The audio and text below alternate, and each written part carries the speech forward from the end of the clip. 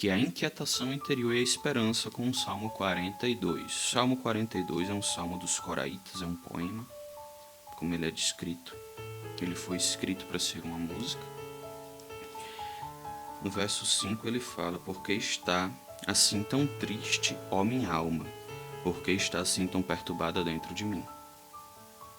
Ponha a sua esperança em Deus, pois ainda o louvarei. Ele é o meu Salvador e o meu Deus. A nossa inquietação, ela não pode ser reprimida. Muitas vezes, quando eu me sentia mal, ou inquieto, ou ansioso, ou depressivo, não é o momento, mas eu tive terríveis problemas com ansiedade e depressão na minha vida. E muitas vezes a gente se nega a viver o momento. A gente se nega a estar inquieto. A aceitação desse processo é extremamente importante. Você precisa encarar a dor, se você quiser curá-la. Você precisa encarar a inquietação e a dúvida para ela ser bem solucionada. Os salmos, aqui um outro autor, eu trouxe autores diferentes dos salmos. Os homens de Deus, eles sabiam que tinham problemas, eles sabiam que estavam errados, e a nossa alma, ela pode estar mortalmente inquieta muitas vezes, em momentos de decisão, em problemas de relacionamento, em problemas profissionais. Nós precisamos viver esse momento e saber que isso também é agradável a Deus quando, no final da sua inquietação, você não procura um prazer momentâneo, você não procura o pecado, você procura solucionar na pessoa de Deus.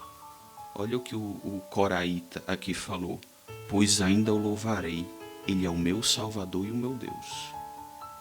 Como cristãos, nós precisamos aprender a solucionar as nossas inquietações em Deus. Vencer o pecado em Deus, por meio, muitas vezes, da oração. A dúvida, ela é bem-vinda quando você conhece a Deus e sabe aonde tirar a sua dúvida.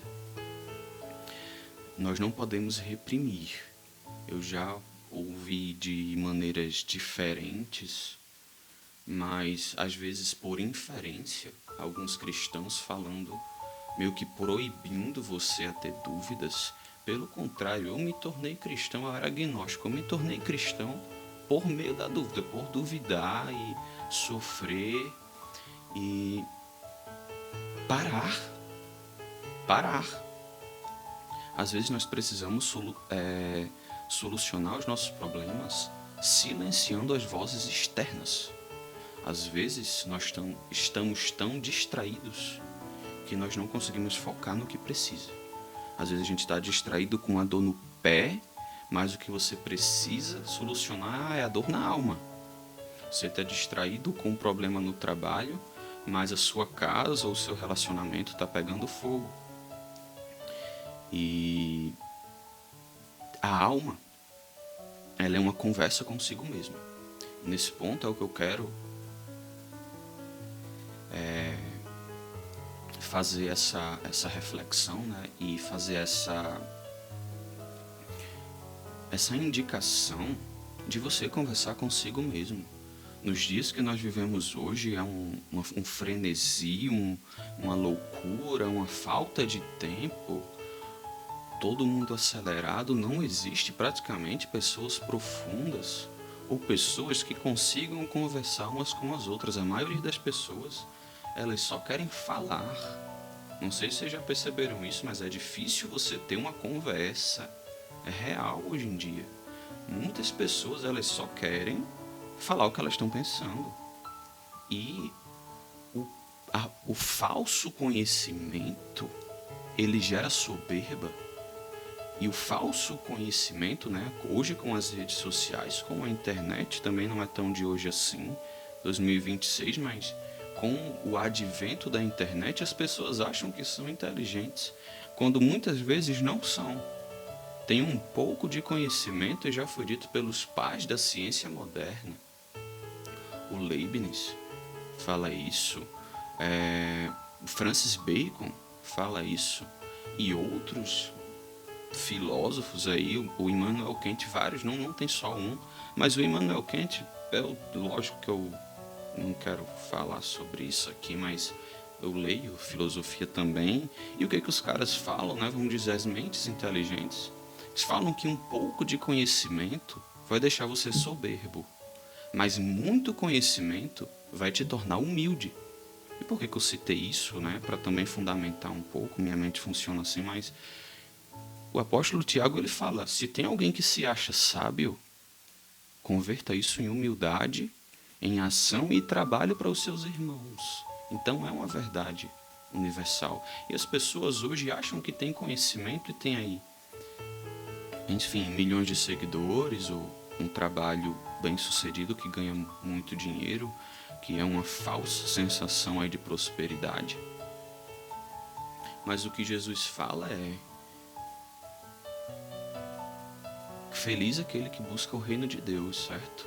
E a verdadeira riqueza não é possuir muitos bens, muitas coisas, um patrimônio, mas a verdadeira riqueza é precisar de pouco. E o maior homem que já viveu, que foi Jesus Cristo, ele não tinha onde reclinar a cabeça, como ele mesmo fala no diálogo ali com o jovem rico. A verdadeira riqueza não é possuir muito, é precisar de pouco.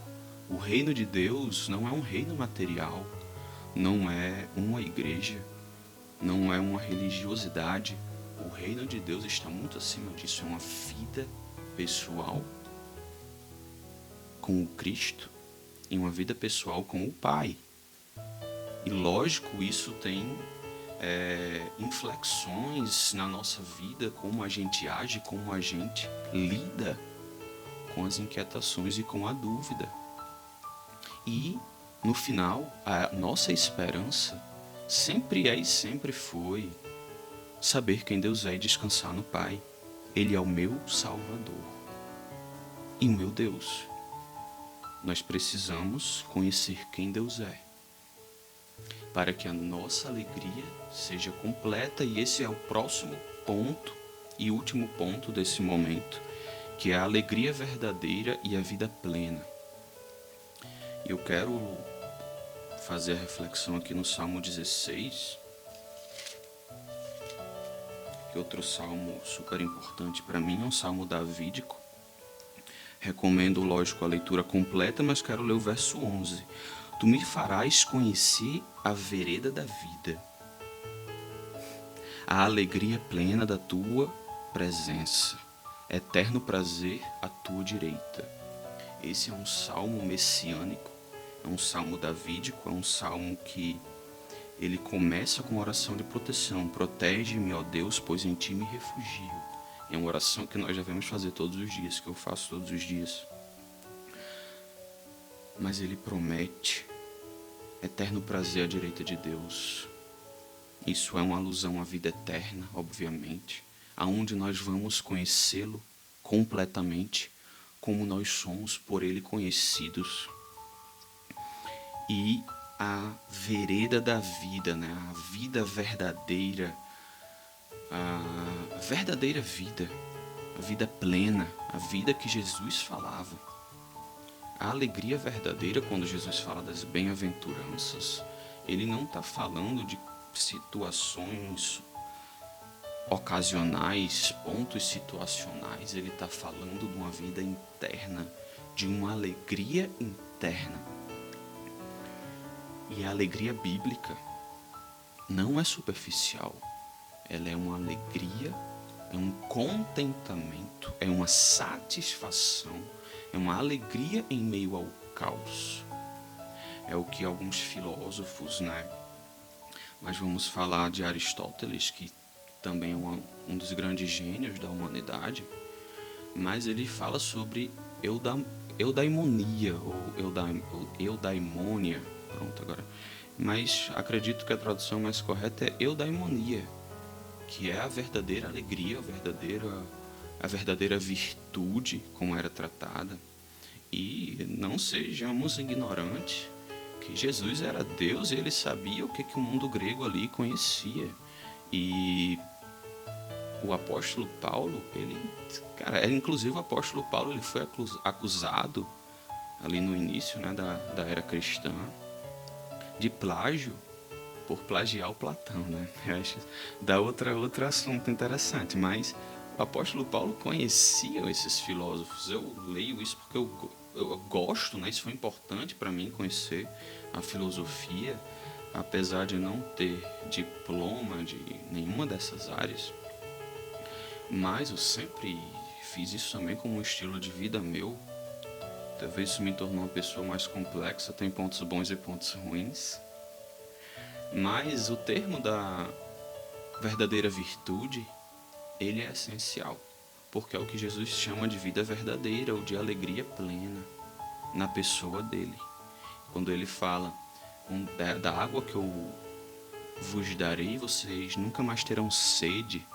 Eu sou o pão da vida, o alimento, né? Quem come desse pão fica verdadeiramente saciado, não volta a ter mais as antigas fomes.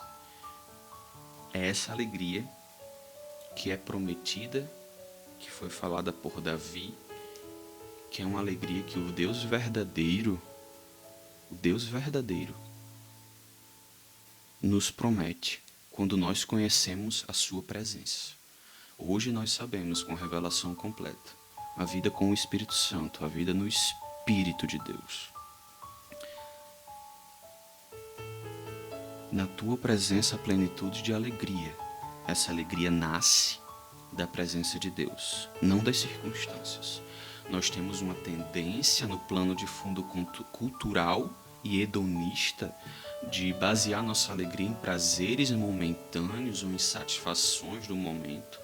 Lógico, Deus ele criou o prazer. Ali é outro ponto, mas Deus ele criou o prazer.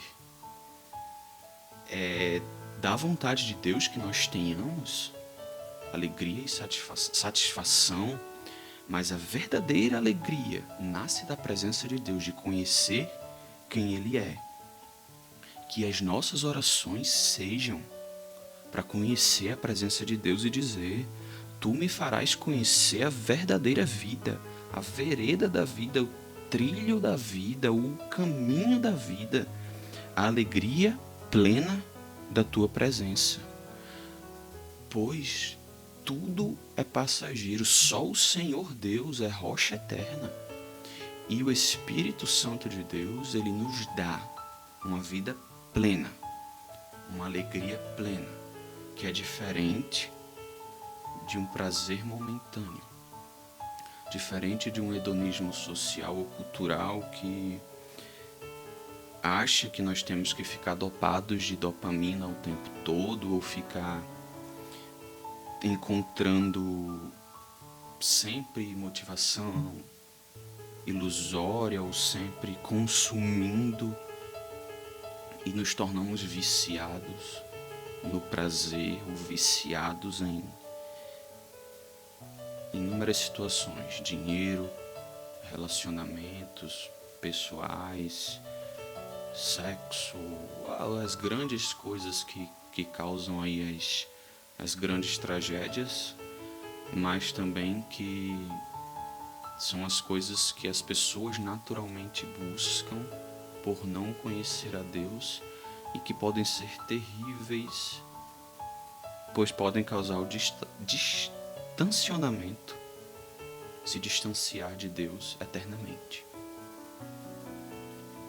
Então, concluindo, a verdadeira alegria é algo que é oferecida nos Salmos e a gente precisa aprender a extrair, fazer realmente essa extração, aprofundar. Não quis, nunca foi minha intenção trazer uma informação vazia, mas levar isso também para a pessoa de Cristo e à luz ali do Novo Testamento. Então, concluindo esse nosso momento, Os salmos, eles importam na vida cristã, porque nos ensinam a caminhar com Deus, no ritmo da vida real. Eles nos dão palavras quando faltam palavras. Eles nos sustentam quando a fé parece frágil, quando você não souber o que orar, quando você não souber o que é pensar. Leia os salmos, ore os salmos, use esses salmos que eu mencionei aqui. No dia de hoje, nessa próxima semana, não vai ser em vão. Eu creio que eu tive um discernimento de Deus também para fazer essa mensagem. Eu não estou tendo apoio de ninguém. Esse projeto nasceu da minha vida pessoal com Deus, das minhas orações. Quando não souber o que falar ou o que pensar, leia os salmos. Veja quem Deus mostra que Ele é. E nesse projeto não buscamos pressa, certo? Nós buscamos constância. Hoje, acenda apenas uma vela, não tente construir uma catedral.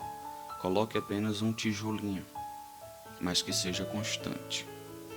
Pois a constância e a perseverança, elas são mais importantes do que o talento isolado. E a constância e a perseverança dos santos é uma das marcas de quem verdadeiramente segue a Cristo.